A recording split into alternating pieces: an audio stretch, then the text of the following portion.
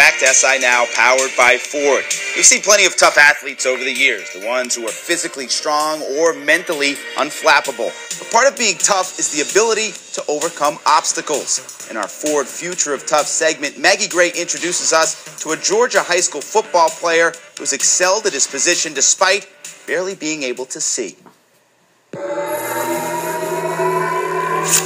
Jake, thanks so much for joining us today. And, being a long snapper is not a position you choose to get all the glory and the headlines. So is long snapping something you really have a passion for, or did you just realize, hey, I'm really good at this? Well, I've been long snapping all my life in middle school, and really at the time, I really didn't know what I was doing. And then once I started, from word of mouth, I heard that long snapping could take you to college. I started to go to camps. I went to a camp called Rubio Long Snapping, and he taught me basically that if you get really good at this and practice your technique, this could be something that can take you to college. And once I learned more about it, I just started loving it more and more, and I'm just glad that I'm a long snapper. I know you have several offers from some colleges, so that's definitely in your future. And I think what makes your story very unique is you were diagnosed with a rare eye disorder. So when did you realize that something was affecting your vision? Well, it happened at a young age. I was diagnosed at about 2 years old, and basically what retinal cone dystrophy is what I have is basically that my eyes are sensitive to bright light, and basically I have to wear goggles during games. And really, the only thing I can't do during day games is just like go out for a 20-yard pass, but I could basically do everything else. I could run downfield, I could see the players, and I could tackle them. And then during night games or inside, I could basically do anything.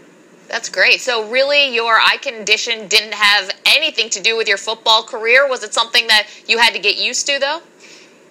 I definitely had to get used to it. I mean, as a young kid, I've always wanted to be a running back, but I realized that I couldn't really do that because of my vision. So I figured the best way I could help out my team is be a center, and that's where I also play as well. And it's just the position I've always loved. How does it affect you off the field? Well, as far as like in the classroom, I have to sit up close, or I'll have a friend take notes for me because I may not be able to see the board sometimes.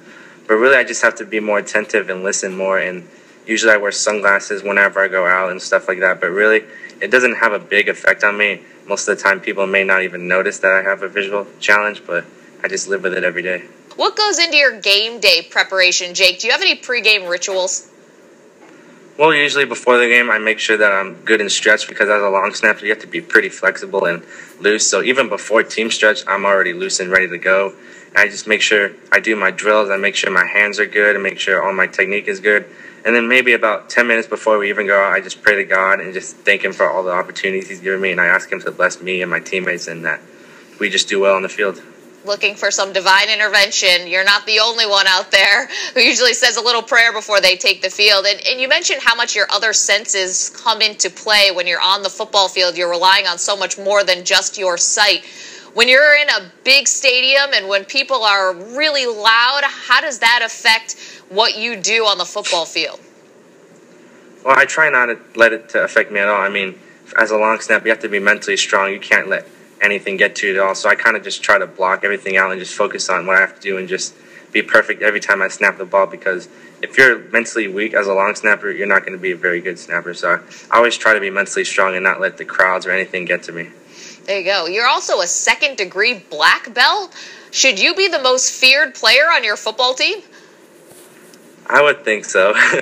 I mean, all the players on my team know I'm a second-degree black belt, and they always joke around and mess with me how I could, I guess, beat them up. I mean, I never really do anything, but I would guess so. If you ask them, they would say that I am. Jake Munoz, you're our Mount Vernon Presbyterian High School, and you're our Ford Future of Tough. Jake, thank you so much, and good luck making that decision on where to attend college next year. It's a fun time in your life. Enjoy it. Thank you. Thank you for having me.